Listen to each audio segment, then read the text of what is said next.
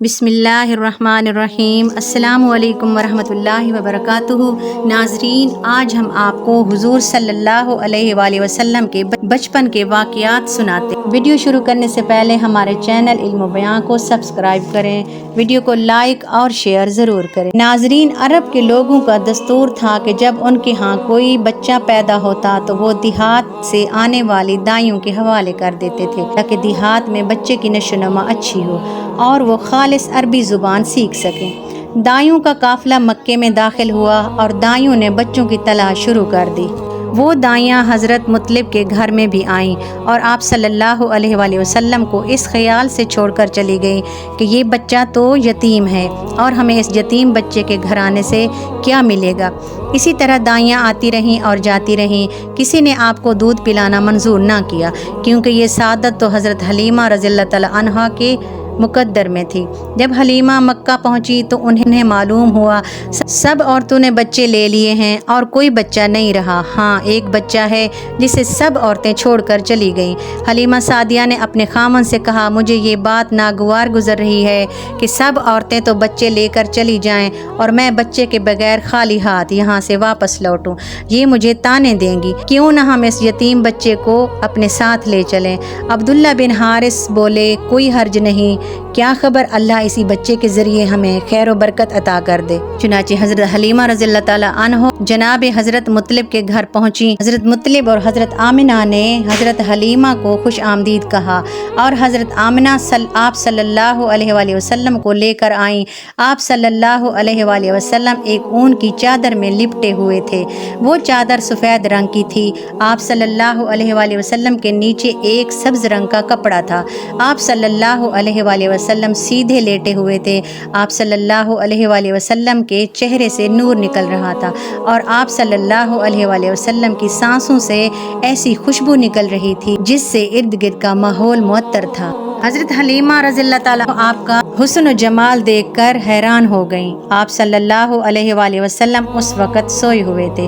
حضرت حلیمہ نے آپ کو جگانا مناسب نہ سمجھا اور اپنا ہاتھ آپ صلی اللہ علیہ وآلہ وسلم کے سینے پر رکھا تو آپ صلی اللہ علیہ وآلہ وسلم مسکرا دیے اور اپنی آنکھیں کھول کر ان کی طرف دیکھنے لگے۔ حضرت حلیمہ فرماتی ہیں کہ آپ صلی اللہ علیہ وآلہ وسلم کی آنکھوں سے ایک نور نکلا اور آسمان تک پہنچ گیا۔ میں نے آپ صلی اللہ علیہ وآلہ وسلم کی دونوں آنکھوں کے درمیان بوسہ لیا اور آپ کو اپنے سینے سے لگا لیا۔ پھر میں نے حضرت مطلب اور حضرت آمنہ سے اجازت چاہی اور اپنے قافلے میں آئی۔ میں نے آپ صلی اللہ علیہ وآلہ وسلم کو دودھ پلانے کے لیے اپنی گود میں لٹایا اور بائیں طرف سے دودھ پلایا تو آپ صلی اللہ علیہ وآلہ وسلم نے دودھ نہیں پیا۔ پھر میں نے دائیں طرف سے دودھ پلایا، آپ صلی اللہ علیہ وآلہ وسلم فوراً دودھ پینے لگے۔ بعد میں بھی آپ صلی اللہ علیہ وآلہ وسلم کی یہی عادت رہی کہ آپ صلی اللہ علیہ وآلہ وسلم صرف دائیں طرف کا دودھ پیتے رہے اور بائیں طرف سے میرا بچہ دودھ پیتا رہا۔ قافلہ چل پڑا۔ حضرت حلیمہ رضی اللہ تعالی عنہ فرماتی ہیں، میری جو سواری تھی وہ ایک اونٹنی تھی اور وہ بہت کمزور اور لاچار تھی۔ جب ہمارا قافلہ دیہات سے مکہ روانہ ہوا تو میری اونٹنی بہت سست چل رہی تھی اور تمام قافلے کے پیچھے تھی۔ سب عورتیں ہنستی تھی کہ اے حلیمہ، تمہاری سواری بہت سست ہے۔ اور جب میں حضور صلی اللہ علیہ وآلہ وسلم کو لے کر چلی اور اپنی اونٹنی پر سوار ہوئی تو میرے خامند نے اونٹنی چلانے کی کوشش کی مگر اونٹنی نہ چلی۔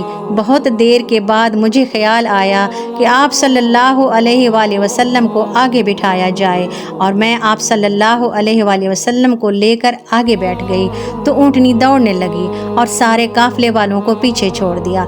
آپ صلی اللہ علیہ وآلہ وسلم جب اونٹنی پر سوار ہوئے تو اونٹنی تر و تازہ اور صحت مند نظر آنے لگی۔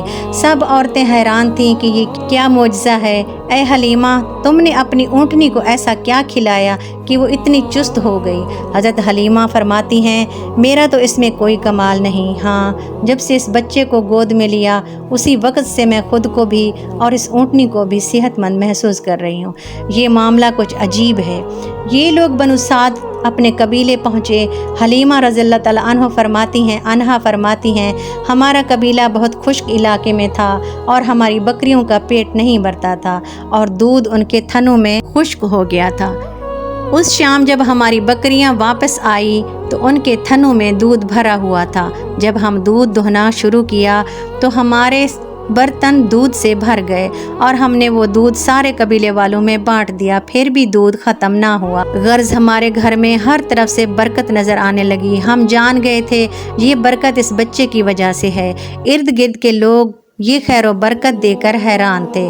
اس طرح آپ صلی اللہ علیہ وآلہ وسلم جب 2 ماہ کے ہوئے تو آپ چلنے لگے، اور جب آپ صلی اللہ علیہ وآلہ وسلم 8 ماہ کے ہوئے تو بولنے لگے۔ جب